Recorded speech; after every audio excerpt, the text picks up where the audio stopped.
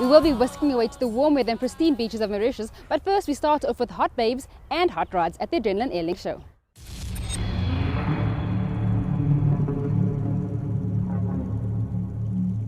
The Airlink Adrenalin Air Show at Wonderboom Airport is officially one of Africa's biggest civilian air and automotive shows. Day 1 was Career Day as we saw last week, but Day 2 and Day 3 of the show offered the best in aerial, car and motorbike displays. Starting the day was Gary Whitecross and his paragliders. Whitecross believes the best entry to learning to fly is to glide.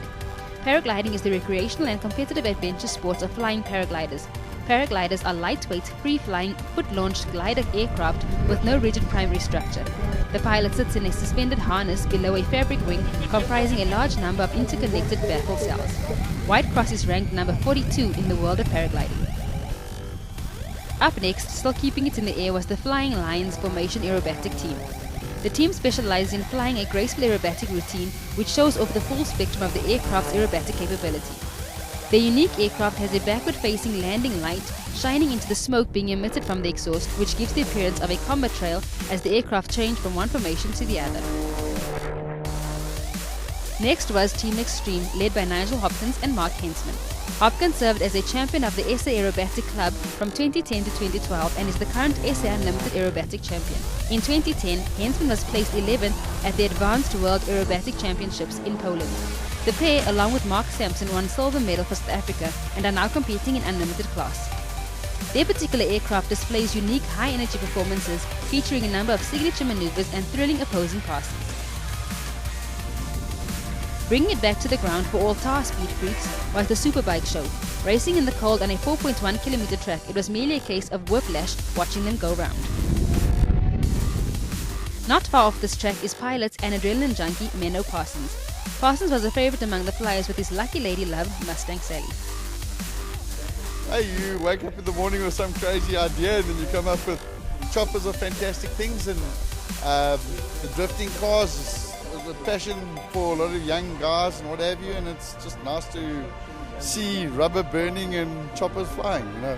How close can the chopper get to the actual You can touch them, but it's not allowed by the air show bosses and RASA, and there's regulations that you need to fulfill and keep the whole thing safe, actually, you know. So how did you practice the very first time that you guys did this? So you do it further and further away, just from a safety point of view, regulate the whole thing. Today there's a little bit windy, so you've got to keep it a little bit further away from the car so that you don't have certain conditions. The tail rotor is not as strong on a windy day like today. So to keep it safe, just a little bit further away. You know.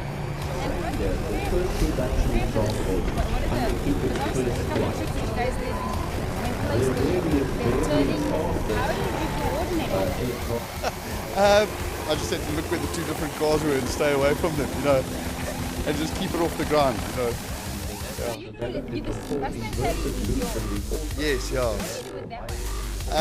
Well, that's one of the airshow babies or the airshow queens, and do some rolls and loops and fly fast, you know, have fun. Fantastic aeroplane. And what is the difference between flying a Mustang, like a Mustang Sally like that, and a helicopter? The Mustang's a very special aeroplane to fly. It's an old aeroplane, it's like a muscle car, for example, and comes from the 1943. You really feel the aeroplane. The helicopters, for example, specifically the 407's a far more controlled machine, an easier machine to fly, and a good corporate helicopter as well. But this is an enthusiast machine, you know. Most people associate Menno with his flying performances during air shows around South Africa, but few realize that this multi-talented young man also takes part in drifting and endurance racing. Menno also raced his Bell 407 helicopter against superbikes and sports cars. And this is where it gets interesting. In a partnership with drifting legends Jim McFarlane and Mikey Skelton, the three put on a phenomenal first as the helicopter went head-to-head with the drifters.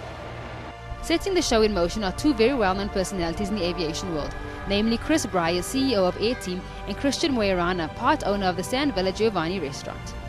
That entails doing the overall organization, getting the overall picture in place, but we've got three major role players. So it's show boss, air boss, and car boss. So, but yeah, so that's what it entails. I handle the ground, and the air boss handles the air.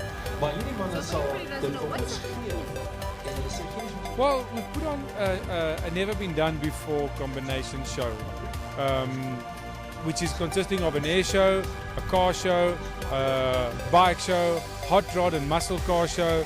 So it's really bringing a combination of different elements to create a bit of adrenaline. And how does that get Well, I'm also the owner of Villa San Giovanni, which is the restaurant on Wonderboom Airport, and I've grown up on the airport because we're 35 years old this year as well. And having over the years seen air shows and things stuff, I always saw the idea and kind of always felt like it was a little boring. If it's just the air show, there's a lot of time, space in between different acts and stuff. And I think when I speak to people, they always want to see cars. They always want to see cars and bikes and a combination of, because on a racetrack it's always just cars, and on an air show it's always just air. But the danger and the adrenaline and the skill comes in when or rather a different type of skill comes in when you combine them. And so I've always wanted to bring a new level of entertainment to people, and that's where we came up with the idea, just to bring something different. And how did you get everybody on board? It was quite a job, but we've built up a lot of networks over the years, and we just begged and asked, and a lot of people haven't come on board. A lot of people were skeptical. A lot of people didn't believe we could do it. A lot of people, and that's fine. It's new, so we've got to prove ourselves first. I truly believe we did. I think if I speak to the media, earlier I was speaking to a lot of the media guys. They were all pretty much impressed and happy with what we put together. And so I think we did a good job. And this is the first one? This is the first ever one. Do you plan to make an annual thing? Yes, the intention is to have an annual event. Obviously there's a lot of regulations and legislation behind it. City of Tshwane, as you know, is our partner in it. So we need to now, sit back with them again and see how we're going to do this moving forward. But I mean, they're very happy. I believe we're going to partner again going forward. And yes, our goal is really to make this the event of choice. Considered to be the first for South African air shows, the 4.1 kilometer racetrack and the 950 meter drag race strip gave air show attendees a unique mix of aviation and motorsport. Drag racing is the classic nitro-fueled racing game for adrenaline junkies and speed freaks. Rings and Wheels doesn't just have a nice ring to it, but the aero industry has had a significant impact on the development of motor racing, and in particular in the field of aerodynamics. A wing of an aircraft creates lift, whereas the inverted wing on a race car creates downforce. Another first for an air show is the hosting of the street rod, hot rod, rat rod and muscle cars. A hot rod is a motor vehicle that has been specifically modified to give it extra power and speed. Hot rodders build their cars using a lot of original old parts and follow the styles that were popular from the 1940s through the 1960s. Street rodders build cars using primarily new parts.